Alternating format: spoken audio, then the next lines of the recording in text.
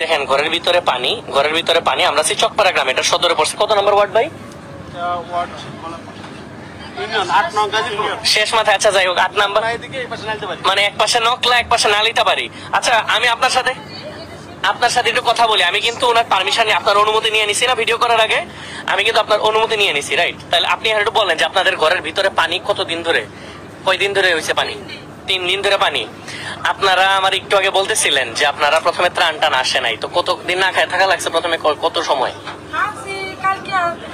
কালকে থাকছেন। এর আগের দিন? আচ্ছা, ওই বাড়িতে, পাশের বাড়ি থেকে রান্না করে নিয়ে আসেন। এই দেখেন ঘরের ভিতরে পানি। আমি কি একটু কাছাকাছি আসতে পারবো? আমি ভিতরে যাবো না, অসুবিধা নাই। এই দেখেন ঘরের ভিতরে পানি। জাস্ট এটা আমি একটু দেখাতে চাই যে ফেনীতে আসলে যে, আসসালামু আলাইকুম, আপনাদের ঘরের ভিতরে পানি আসছে কবে? হ্যাঁ, আরেকবার বলবেন। 3 দিন ধরে পানি আসছে। আপনারা খাবার পাইতেছেন কবে থেকে?